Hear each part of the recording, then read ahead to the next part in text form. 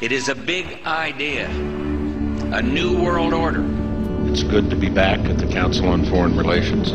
Last February, Obama pledged that he would resume the Security and Prosperity Partnership talks. In Pakistan, meanwhile, the first apparent U.S. missile strike since Barack Obama became commander-in-chief.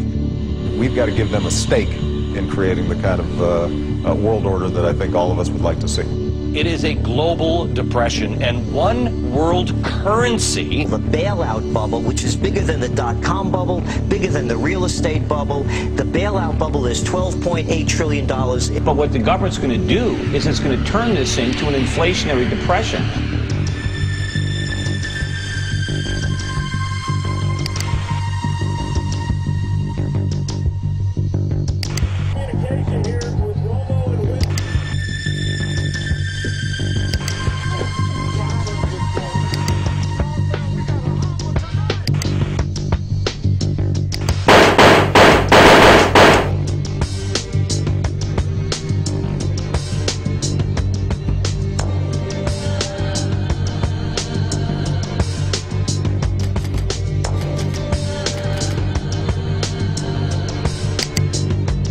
Welcome to Freedom Watch, Alex. What are you talking about today?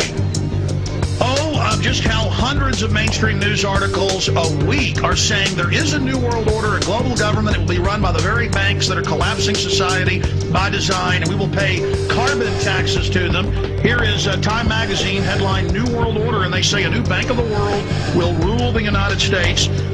Here is the Financial Times of London, and now for a world government is the headline. They're openly announcing that the banks will rule the planet and will pay our carbon taxes. My first question is, several months after Obama stepped in as president of the United States, you make a documentary calling him a deceiver. Why? He said he wouldn't hire lobbyists. All he's done is hire high-powered lobbyists at every level of government. And he's handed the country over to the oligarchs, the international bankers, to loot the nation, according to Bloomberg Financial, of $9.7 trillion. He has lied about leaving Iraq. He said he would take the troops out immediately. Now he says 16 to 23 months, and he's going to keep them there. He's increased the troops by 30,000, doubling them in Afghanistan. He's bombing Pakistan. The fact is, and I might get booed for this, the fact is that on the ground, Obama is continuing some of the most belligerent, violent, and some would say unconstitutional policies of the Bush administration. Bagram is his Guantanamo. They're spending $60 million to expand the Bagram being in Afghanistan, the air base. Right. They're holding people without charge in contravention of international law. Bombings in Pakistan with these drones are indiscriminately killing civilians. Civilians are dying in Afghanistan on a regular basis, and the guy's using 250,000 contractors in Iraq and Afghanistan right now. Sounds to me a lot like Bush. Yeah. So we will incarcerate people preventively. Preventive incarceration. Indefinite detention without trial. That's what this is. That's what President Obama proposed today, if you strip away the euphemisms. One civil liberties advocate told the New York Times today, quote, "We've known this was on the horizon for many years, but we were able to hold it off with George Bush." The idea that we might find ourselves fighting with the Obama administration over these powers is really stunning. And it is stunning, particularly to hear President Obama claim the power to keep people in prison indefinitely with no charges against them, no conviction, no sentence, just imprisonment. It's a good thing I'm not the president. I'm an independent, because I would prosecute the people who did it, I would prosecute the people who ordered it, and they would all go to jail. My government's never lied to me, have they? Let's see, where should we start? The Gulf of Tonkin incident? Now that took us into war in Vietnam. They've now admitted it was a lie. So 58,000 of my generation were killed based upon a lie. But that doesn't count, does it? What does that have to do with 9/11? That shows that we will lie to go to war. We've been doing it for years. We will continue to do it. The Gulf of Tonkin incident, did you believe that? Well, you probably weren't alive then. America went to war against Iraq based on a lie. We were told in 2002 Iraq had weapons of mass destruction. The previous administration even pursued torture to try to extract false confessions to try to justify the war. It's time to tell the truth. The truth is we should not have prosecuted a war against the Iraqi people. The truth is the Democratic Senate could have stopped the Iraq war in 2002. The truth is we Democrats were given control of Congress in 2006 to end the war. Get out of Iraq, Get out of Afghanistan. Come home, America. Come home. Federal Reserve is no more federal than Federal Express. But yet it has the power to determine the direction of use of money in our economy. If we could take that power back and put the Federal Reserve under Treasury, we start to be in a position of being able to control monetary policy on behalf of the United States people.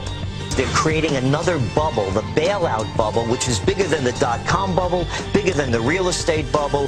The bailout bubble is $12.8 trillion in the pipeline. The government is now being involved in businesses. It's a whole different game. There's nothing to inflate. So we're going to see the tax riots. We predicted them. So what's happening is the Federal Reserve, and by the way, the Federal Reserve is no more federal than Federal Express. It's a private company. What they're doing is these are the people that caused the problem are now being asked to fix it. It's an illusion. We should not be increasing government spending. Government should be cutting its spending. If we can cut spending enough, then maybe we can cut taxes. But if we just cut taxes and the government keeps spending, the real cost of government isn't what it taxes, but what it spends.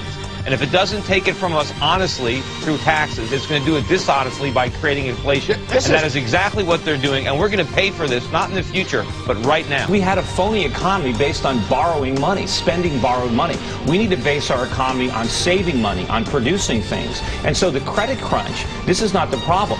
Credit needs to be allocated away from consumers. We need to stop borrowing money and buying stuff and concentrate on saving our money so we can make stuff. And maybe that's going to mean a rather severe recession. But what the government's going to do is it's going to turn this into an inflationary depression, which is going to be much, much worse. What if the American people learn the truth? That our foreign policy has nothing to do with national security, that it never changes from one administration to the next. What if war and preparation for war is a racket serving the special interests? What if President Obama is completely wrong about Afghanistan and it turns out worse than Iraq and Vietnam put together? What if diplomacy is found to be superior to bombs and bribes in protecting America? What happens if my concerns are completely unfounded? Nothing. But what happens if my concerns are justified and ignored? Nothing good. And I yield back the balance of my time. You're sponsoring H.R. 1207. That's the Federal Reserve Transparency Act of 2009. There are over 200 co-sponsors, including over 50 Democrats. What is this legislation? What are you looking to do? Well, actually, we're doing a little bit better. It's up to 234 and 65 Democrats, so we're doing very well. What it does, it means that we can audit the Fed and find out all the promises they've made, all the guarantees, and how they've been involved in other central banks and other governments and international financial institutions. So we would find out what's going on.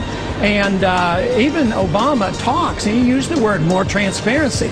But they're doing exactly the opposite. I don't believe they'll give us real transparency. At the same time, they're giving the agency of government, pseudo-agency, the Federal Reserve, more power. And they're the culprit.